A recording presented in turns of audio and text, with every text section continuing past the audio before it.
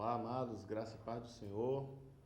Que bênção de Deus estar aqui mais um momento tão especial, louvando e agradecendo o nome do Senhor. Nós ficamos na expectativa aí da vinheta, mas Deus está no controle de tudo, né?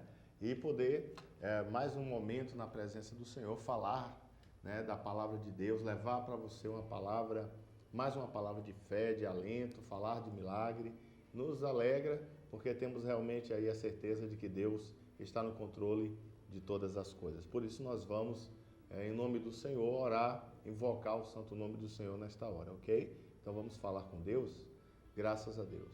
Senhor, nosso Deus e nosso Pai, nós o louvamos e engrandecemos o Teu nome, Senhor, por tudo que o Senhor tem feito, está fazendo e ainda há de fazer em nossas vidas. Pai, eu te glorifico, ó Deus, por saber que o Senhor, que é um Deus bondoso, um Deus amoroso, não está indiferente às nossas, ó Deus, situações, às nossas queixas, Senhor.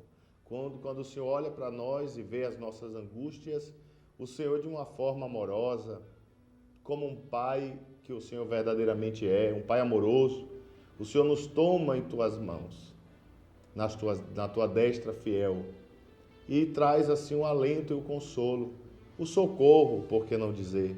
A Tua palavra diz que o Senhor é um socorro bem presente na hora da angústia. E eu te louvo, Senhor, porque verdadeiramente temos experimentado a cada dia, em cada programa, o milagre que o Senhor tem realizado na vida daqueles que, pela fé, têm desenvolvido, meu Pai, uma vida de comunhão com o Senhor, uma vida reta na presença do Senhor. Eu te louvo, portanto, colocando, meu Deus, o bom andamento deste programa em Tuas mãos, pedindo que o Senhor venha de uma forma especial, sondar cada coração e derramar, Deus, a Tua bênção sobre esta pessoa, este meu amado, minha amada irmã e internautas que estão agora conectados conosco. Deus, que o Senhor possa falar profundamente, uma palavra rema ao coração desta pessoa e que a bênção do Senhor esteja agora liberada sobre este lar que está conectado, sobre este ambiente de trabalho que está conectado, meu Senhor. Nós então liberamos essa palavra de bênção, esta palavra de vitória, na unção do Teu Espírito e na certeza da bênção e da vitória do Senhor, em nome de Jesus. Amém? Graças a Deus. Bem, meu amado, nós estamos assim de volta, graças a Deus, mais um programa ao vivo. Por um período precisamos nos ausentar e colocamos aí, né, alguns programas em reprise, louvando a Deus até porque foram mensagens poderosíssimas, né, que Deus esteve ministrando através de nossas vidas pela misericórdia ao teu coração. E hoje nós vamos estar trazendo uma palavra que fala de um milagre que aconteceu na vida e na família de um homem, um grande homem de Deus, que era ali um entendedor da palavra, que era vamos dizer assim, um dos principais da sinagoga, que era o Jairo. E como que Deus opera, então, um milagre tremendo de ressurreição na vida da filha de Jairo.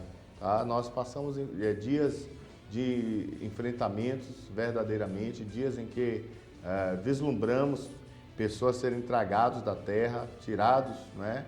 Onde a morte, como permissão de Deus, até veio sobre algumas pessoas, e nós então ficamos intrigados, né? Ao mesmo tempo impelidos pelo Espírito Santo de falar sobre o assunto, de pensar um pouco nesse assunto, né? Onde muitos veem a morte como o fim de tudo. Eu penso que a morte é apenas um começo, tá?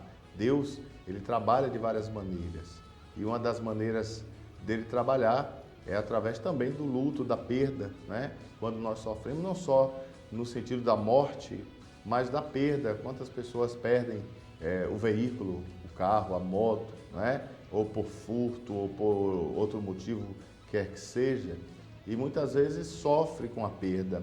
Mas esse sofrimento traz ensinamento para as nossas vidas. Nós aprendemos com as nossas lutas, nós aprendemos com as nossas perdas.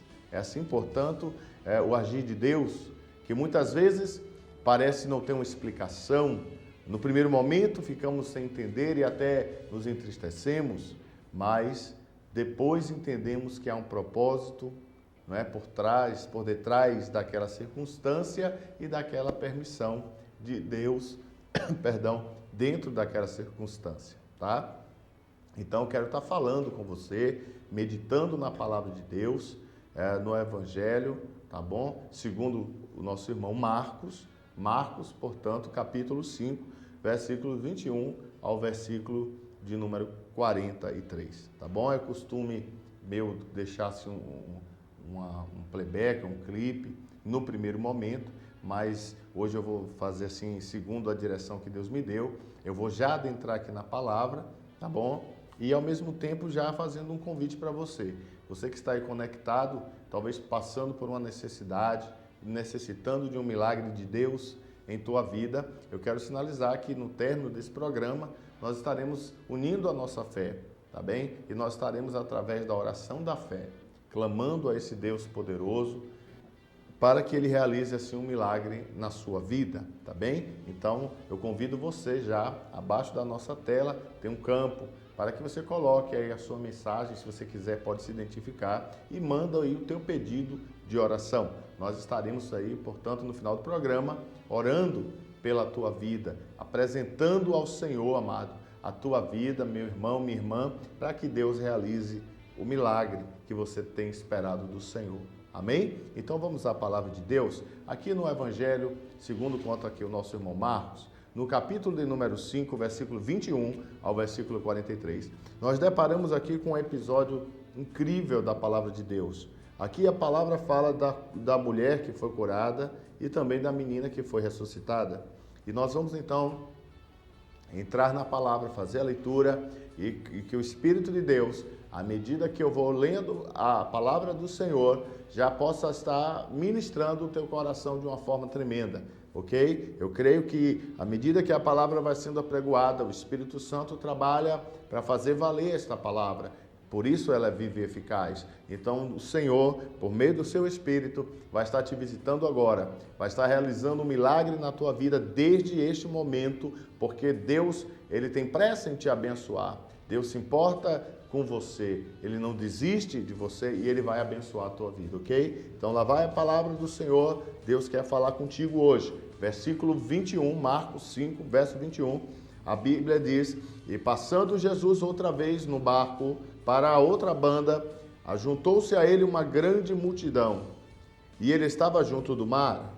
E eis que chegou um dos principais da sinagoga, por nome Jairo, e vendo-o, prostrou-se aos seus pés, e rogava-lhe muito, dizendo: minha filha, ela está moribunda. Rogo-te que venhas e lhe imponhas as mãos para que ela sare e viva. E foi com ele, e seguia-o uma grande multidão, que o apertava. E uma certa mulher, havia 12 anos, que tinha um fluxo de sangue, havia padecido muito com muitos médicos e despedido tudo o que tinha, nada lhe aproveitando isto, antes indo a pior. Ouvindo falar de Jesus, veio por detrás, dentre a multidão, e tocou no seu vestido, porque ela dizia: se tão somente eu tocar nos seus vestidos, ou na orla das suas vestes, segundo a tradução, né, nova tradução internacional, sararei, disse ela. E logo se lhe secou a fonte daquele sangue, né, do seu sangue, e sentiu que o seu corpo estava sarado, curado daquele mal. Logo Jesus, conhecendo que a virtude de si mesmo saíra, voltou-se para a multidão e disse: quem me tocou? Quem tocou nos meus vestidos? E disseram-lhe os seus discípulos: vês que a multidão te aperta e dizes: quem me tocou? E ele olhava em redor para ver a que isso fizera. Então a mulher, que tinha consciência, que sabia o que lhe havia acontecido, temendo e tremendo, ela se aproximou e prostrou-se diante dele e disse-lhe toda a verdade. E ele então lhe disse: filha, a tua fé te salvou, vai em paz e ser curada deste teu mal. E ele ainda estando falando, chegaram alguns da parte do principal da sinagoga, e a quem disseram olha, a tua filha já está morta. Para que enfadas mais ainda o mestre? E Jesus, tendo ouvido estas palavras, disse ao principal da sinagoga: não temas, crê somente. E não permitiu que alguém o seguisse, a não ser Pedro, Tiago e João, o irmão de Tiago. E tendo chegado à casa do principal da sinagoga, ele viu ali o alvoroço e aqueles que choravam muito e pranteavam. E entrando disse-lhes: por que vos alvoroçais e chorais? A menina não está morta, mas dorme. E riram-se dele. Porém ele, tendo-os feito sair, tomou consigo o pai e a mãe da menina e os que com ele estavam, e entrou onde a menina estava deitada. E tomando a mão da menina, disse-lhe: Talita, cumi, que quer dizer: menina, a ti eu te digo, levanta-te. E logo a menina se levantou, andava, pois ela tinha já 12 anos de idade. E assombraram-se com um grande espanto pelo acontecido. Então o Senhor mandou-lhes expressamente que ninguém o soubesse, e ordenou que lhe dessem de comer. Amém? Graças a Deus. Oremos mais uma vez, é bom falar com Deus, né? Pai, aqui está a tua palavra, tremenda, que já me edificou só de ler, mas eu sei que o Senhor tem algo, uma mensagem intrínseca nesta palavra, a qual o Senhor vai passar aos corações. Pai, eu peço assim que o Senhor me ilumine, Deus, ilumina a minha mente, guia as minhas palavras, que as palavras da minha boca e a meditação do meu coração sejam agradáveis diante de Ti, Senhor.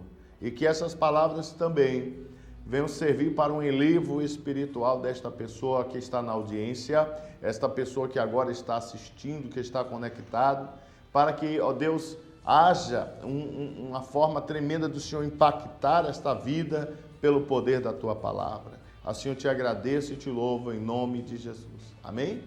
Bem amados, aqui o que mais me chamou a atenção, o versículo 39 do capítulo 5, quando o Senhor entra, percebe que aquelas pessoas estão chorando muito, e Ele então diz para aquelas pessoas, né? Por que vos alvoroçais e chorais? A menina não está morta, mas dorme. Queridos, eu quero então começar dizendo que o sonho, os nossos sonhos, que a promessa de Deus, ela não está morta. Ela apenas dorme em algumas situações da nossa vida, onde nós não estamos vendo ali o milagre, onde não estamos contemplando de repente a provisão divina. Nós precisamos acreditar que é aquele sonho que muitas vezes abandonamos lá atrás, deixamos de sonhar, colocamos aquele projeto na gaveta. Sabe o que acontece, amado? Ele não está morto, apenas está adormecido. Eu quero então trabalhar nessa palavra, falando dos nossos sonhos, dos nossos projetos à luz da palavra, parafraseando o texto dentro desse projeto, desse sonho na vida de Jairo. Jairo, ele era um dos principais da sinagoga, entende? Era um homem que compreendia, vamos dizer assim, a palavra, que compreendia a Torá, que compreendia a lei, amados. Os salmos ele dominava perfeitamente, entende? Mas só que uma coisa faltava na vida deste homem. Ele precisava conhecer a Jesus, ele precisava ter uma experiência íntima com o Senhor. Entende, amado? Porque eu digo para você, o trabalhar de Deus é muito mais do que ter um cargo.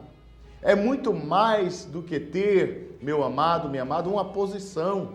É ter experiência com Deus. E eu pergunto para você, você já teve alguma experiência com Deus?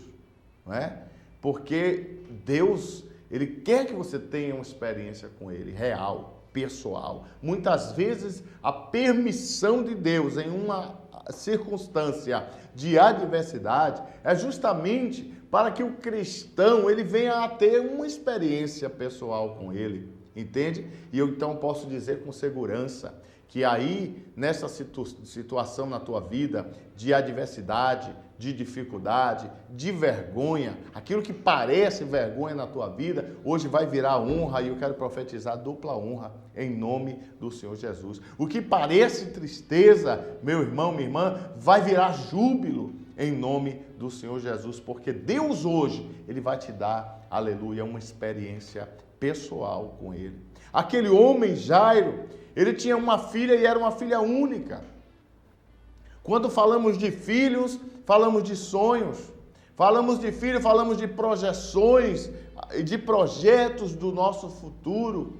Quantos de nós, amados, nos realizamos nos nossos filhos? Quantos de nós que não conseguimos alcançar coisas enquanto criança, que os nossos pais não puderam nos dar, e nós até mesmo prometemos para nós mesmos que vamos dar uma criação diferente para os nossos filhos, e acabamos projetando nos filhos os sonhos de outrora, não é verdade? Então os filhos, eles representam uma herança do Senhor para as nossas vidas, diz a palavra de Deus. Aquela garota, irmãos, ela então adoece, ela vai piorando até falecer. Jairo, ele tinha, acima de tudo, diante de uma comunidade que eu estou me referindo à sinagoga a qual ele pertencia, ele era um dos principais dela. Já havia, desde o momento que Cristo se é levantado e aclamado como Messias, e começa a realizar milagres, ele então é declarado o rei dos judeus. Desde então, os principais da sinagoga se reúnem e começam já naquela época a tramar contra o Senhor. Começa já a buscar um meio de, vamos dizer assim, de condenar a Jesus. Então a sinagoga, ela andava praticamente, amado, alheio, né, contra, vamos dizer assim, a doutrina cristã.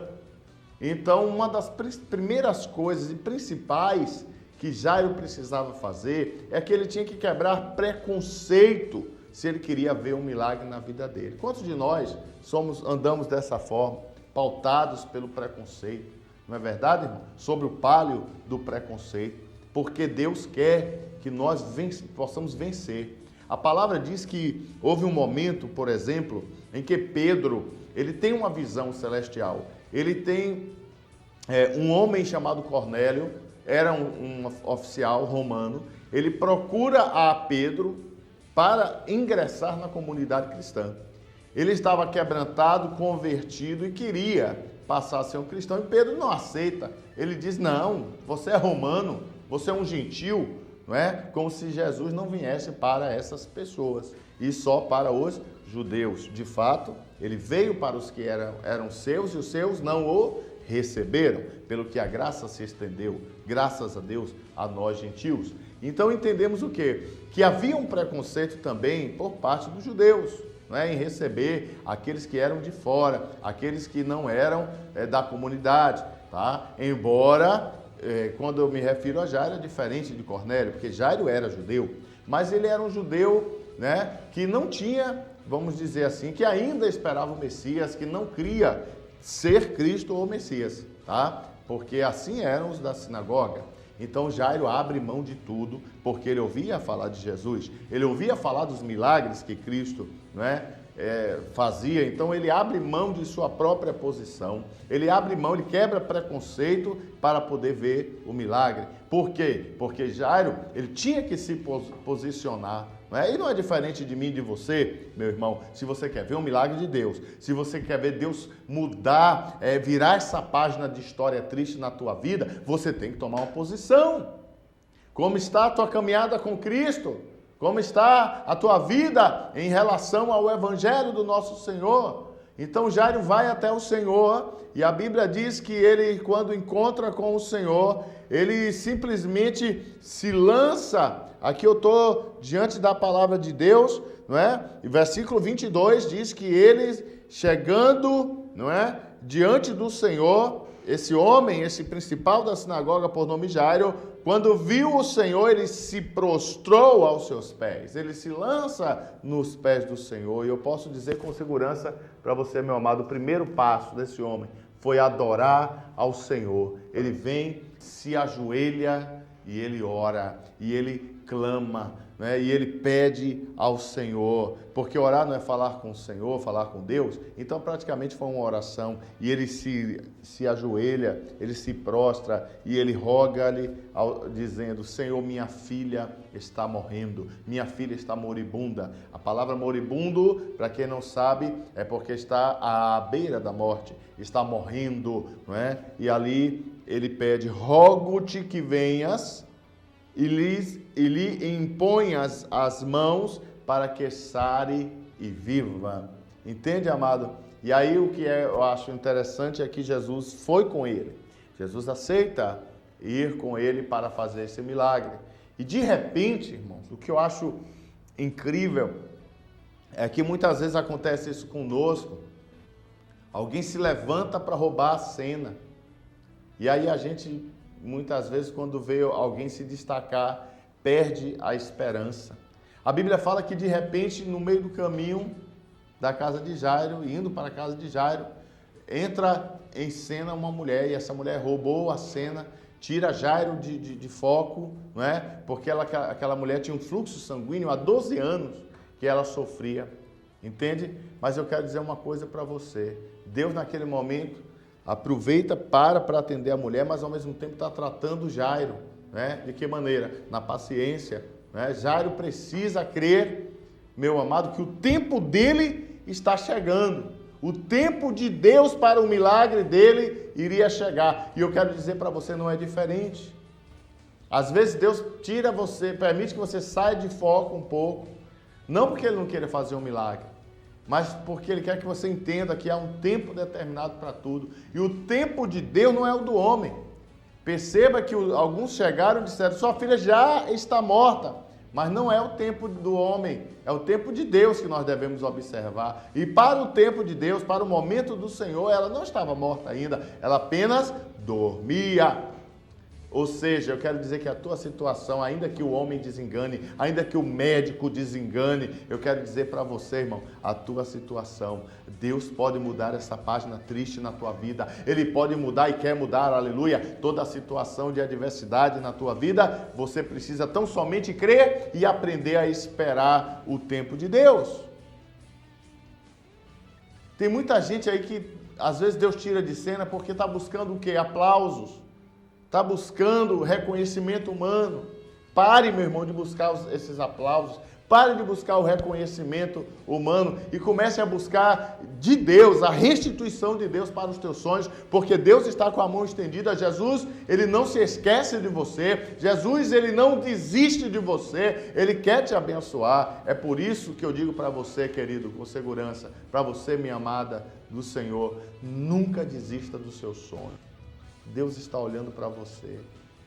Você sonha e coloca na mão do Senhor. Você espera com paciência e Deus vai fazer o milagre.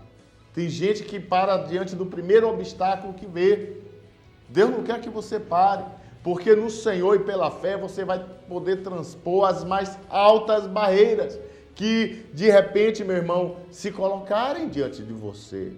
Entende, amado? Tem horas que a resposta parece demorar, mas só que eu e você precisamos crer que Jesus está no controle. Não importa se a resposta está demorando, não importa se a prova é grande, Deus está no controle.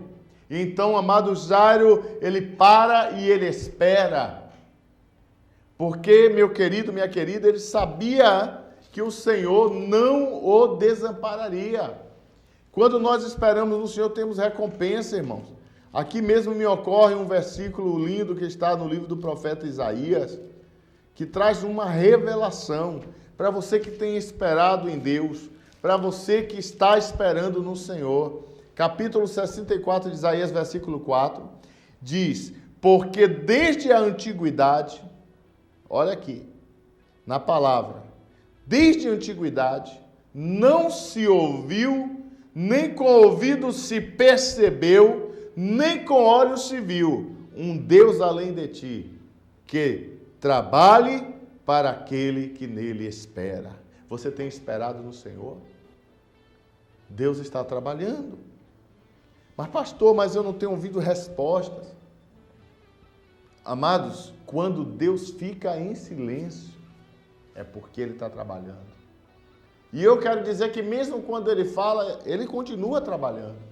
Você sabe que há um grande equívoco quando algumas pessoas chegam a dizer que Deus não está fazendo por isso ou por aquilo, ou pelo pecado, que Deus não está movendo porque a pessoa não está sendo digna. E aí acabamos com isso, eu penso que é um grande equívoco, porque acabamos com isso limitando o poder desse Deus que nós servimos.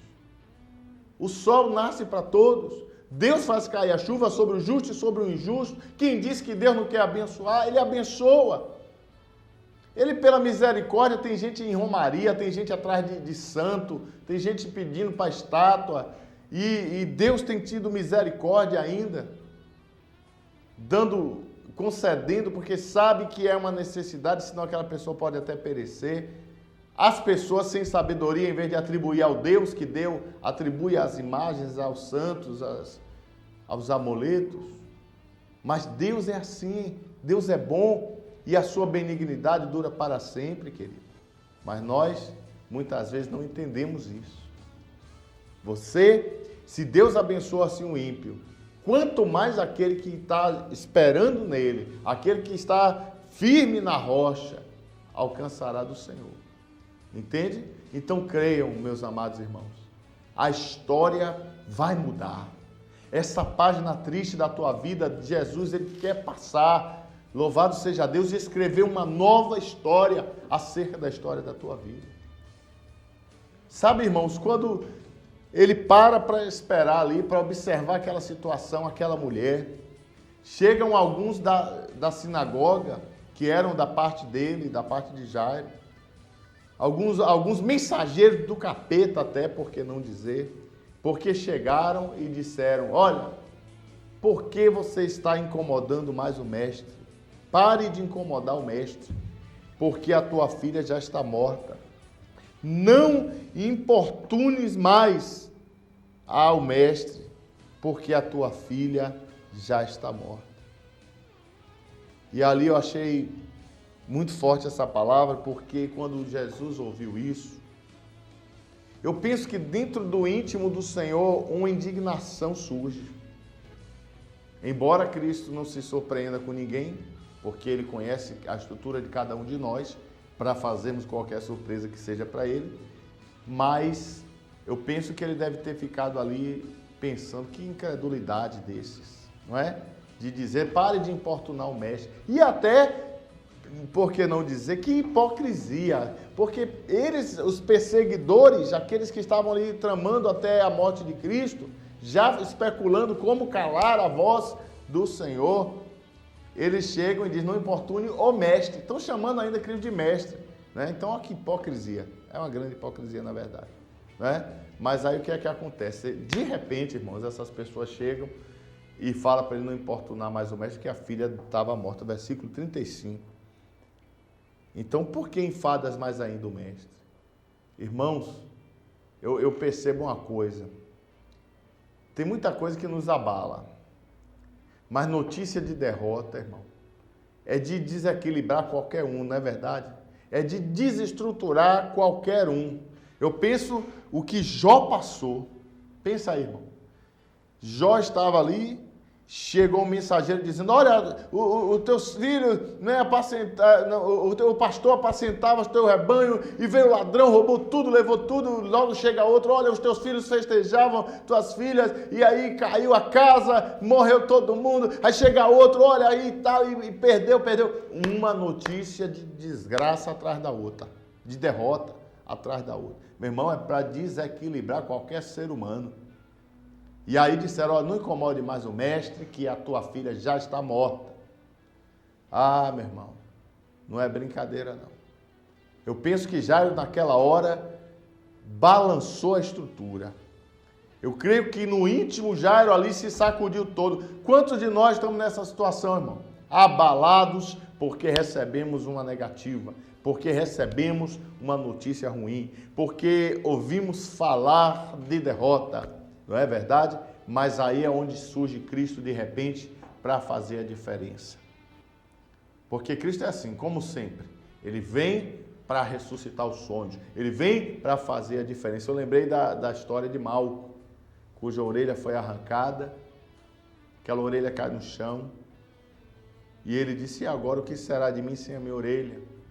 Porque ele pleiteava, não é, o episcopado. Ele queria ser um sacerdote. E ali ele viu o sonho dele cair por terra. Aquela orelha no chão. E aí Jesus de repente vem, pega aquela orelha, que ele veio para ressuscitar sonhos, coloca no lugar, louvado seja Deus, amém ou não amém?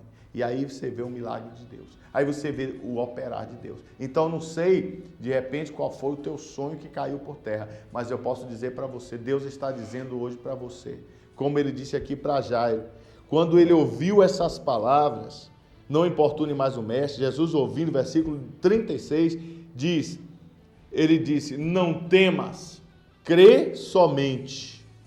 Olha que coisa linda. Não importune mais o mestre, que a sua filha está morta. E aí o Senhor disse, olha Jairo, não temas, crê somente. Meu irmão, em outras palavras, entende? Cristo estava dizendo para Jairo, olha, não pare, não desanime, creia somente, creia. Não é? Ele disse isso para Marta e Maria, quando Lázaro morre, não é? E ele disse, se creres verás a glória de Deus. E aí nós vemos aí a fé como uma grande ferramenta nossa para continuarmos contemplando esse milagre de Jeová, tá? E aí o que é que acontece, irmãos? Deus, ele está dizendo para você que você não deve parar, que você não deve temer, porque para cada dia de vergonha na tua vida, ele vai trazer, meu irmão, minha irmã, dupla honra. Amém? Para cada dia de vergonha, ele vai trazer dupla honra. Por isso, irmão, irmã, não pare, acredite, apenas creia e o Senhor vai fazer um milagre na tua vida, seja qual for. Eu gosto de estar falando desse assunto aqui, porque eu estou diante de algo que aos olhos humanos é a maior impossibilidade, que é a morte. Nós falamos muito de coisas impossíveis, mas a morte é vista como uma das coisas mais impossíveis. Porque quando muitos pensam em morreu, acabou. Mas quando o diabo diz que é o fim, Deus se levanta e diz, é apenas o começo do milagre, o começo da bênção que eu estou para derramar na tua vida. Então eles continuam. Irmãos, eles não continuariam aquela viagem se Jairo não continuasse na fé. Se Jairo não continuasse acreditando. Porque Cristo sabia que aquele homem, ele, após aquele encontro, nunca mais a vida dele seria a mesma. E eu posso dizer com segurança para você, após a tua experiência com Deus, o teu encontro com Deus, meu amado, minha amada, nunca mais a tua vida será a mesma. Aleluia!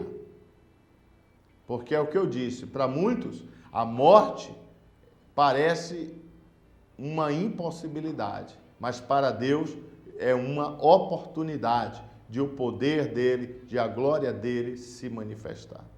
Irmãos, quando eles chegam então na casa de Jairo, tinha um monte de gente incrédula chorando, um monte de pessoas ali, já pranteando pela morte daquela menina. Eu acho interessante, porque Cristo olha para eles e pergunta para eles algo interessante que eu vou dizer para você.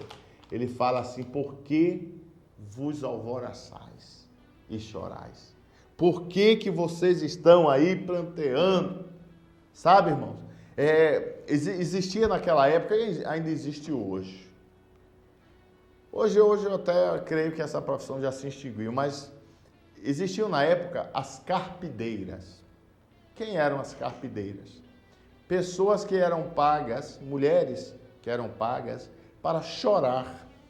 Caso a pessoa não fosse muito popular, que não era o caso de Jairo, um dos principais da sinagoga, era um homem público, praticamente, né?